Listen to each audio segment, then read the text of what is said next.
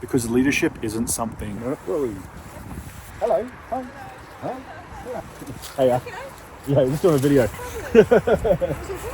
I have a YouTube channel, so yeah. Right now I'm talking about taking ownership of the wars out there by taking ownership of the wars in here. Yeah. I'm just calling others to take ownership. What's the name? Oh, I'm Matthew Liam Gardner. Matthew Liam Gardner. Lovely to meet you. Okay, I'll look it up. Yeah, have a look. Brilliant. I'm Okay, around. good luck with it. I take responsibility for all wars, for all conflicts, for the state of our human family.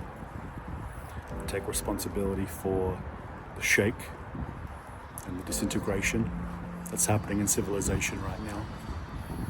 I take responsibility for the soreness in all others, for all the unknown parts of life on Earth right now, for all the distortions that live in our human family. I take responsibility for it all. I take ownership for it all. And I think we get taught, trained and really powerfully conditioned to not take ownership, or to think that if something's happening outside of us, that we put it on the outside world, that we put it on someone else, and we shy away from it. We're so scared to take ownership for things that exist in our reality, within our dreaming. And for me, this is my dreaming. For me, life on Earth right now is my dream. You might have heard of that idea, that saying, that kind of philosophical perspective of the drop in the ocean and the ocean in the drop. And for me, that's how I relate to it. That all conflict in the world is to some degree a direct mirror of the conflict inside me.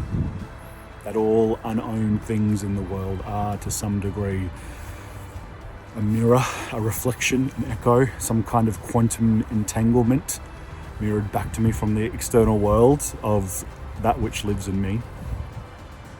And it doesn't always exist in a logical sense. This isn't a logical thing that I'm saying here, but it is a really powerful and important way to meet reality, to meet life on Earth, and to not be fractured from this dream that is ours.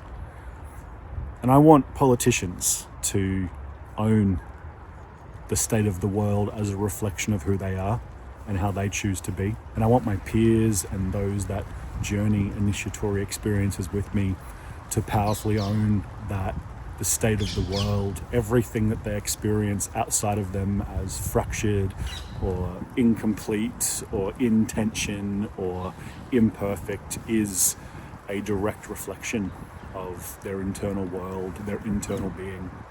And this is the fracturing, when we pretend it's not ours, when we pretend that the external is separate from us. That's the fracturing, the original fracture expressing itself in our lives in a daily, very tangible way. To repair the fracturing, we have to take ownership. It's not just a really powerful form of leadership. It's kind of a fundamental humanity, and it brings us back into the humility and the resting point of oneness that is, to some degree at least, the fundamental reality that we will find ourselves in. So I challenge you to take ownership of those things that you aren't taking ownership of, that don't even seem like on the surface they're yours. Everything inside my circle of influence, I take responsibility for. If I'm facilitating an event, a immersion, a retreat, something multi-day, something momentary, a short class, I take responsibility for what happens in that space. I take responsibility for the outcomes, for issues that arise, for the journey that we get to have and the extent of transformation that occurs. All of that I take responsibility for. And what you'll find is that even though it's super scary to take responsibility for things that we have been conditioned to not take responsibility for, even though that kind of matrix world has tried to put us in our own little boxes, in our own little auric circles, our own little energy fields, and kind of keep us there, trap us there, lock us in the cages of our own kind of sovereign circle. Our own sovereign circle, that's definitely part of it, but it's only 50%. The other half is our ownership of the external, our relationship with the outside world that is there whether we choose it or not, our role within the greater whole, and how the greater whole reflects our fundamental nature, our fundamental reality, and the humble awakening to the truth of ourselves. This world right now directly reflects the truth of me, and whether you like it or not, this world and everything in it, war, alien disclosure, fights between different religions, stucknesses, avoidances, pretendings, racism, all of these things, they reflect directly or indirectly, not logically, not linearly, but they reflect your inner world and the secret inner turmoils that live inside you and inside me, whether or not we're connected to them. It's not just a psyche thing, it's not just a psychological thing, it is a biological, cellular, quantum entanglement. And only when we take responsibility, when we rest into ownership, can it begin to move from fractured and separate to whole, to honored, to loved, and from there to just a deep kind of honesty that allows us to be actually human and not just pretending, not just wearing eternal masks.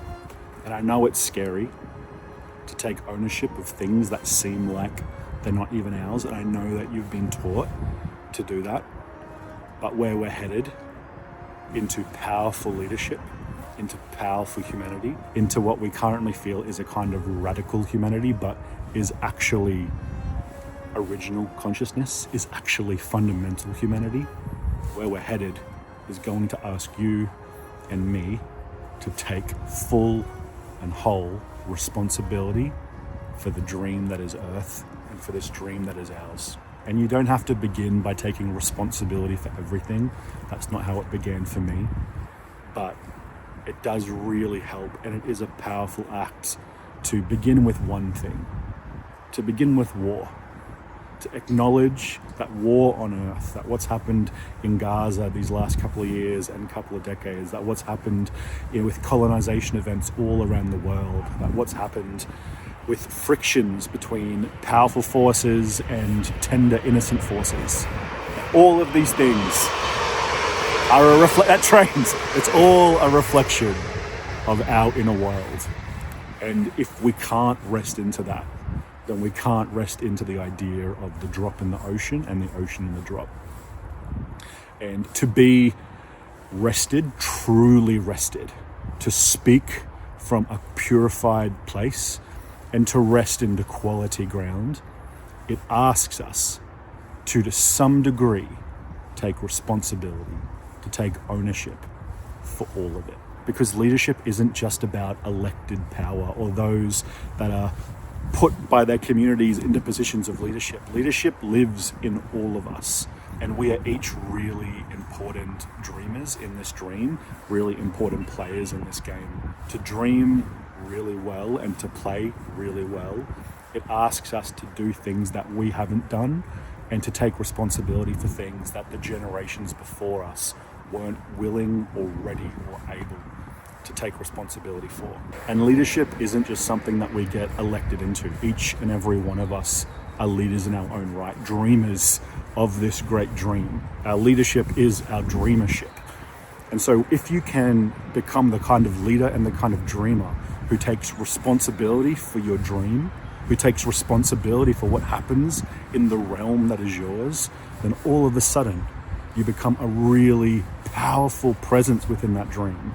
Not a removed presence, not a fractured from it presence, not an avoidant energy, but a powerful presence that is eye to eye with the true state of the world, the true state of this realm, the true state of creation and life on Earth in this age, and the true state of yourself. For all humans on Earth right now, let alone those that you might consider the leaders of this age, this is some of the biggest work, and every single one of us has to choose it and lean into it. And doing so radically matures and grows every single one of us. The field, the community, tries to pull people down. So the community doesn't want people on thrones.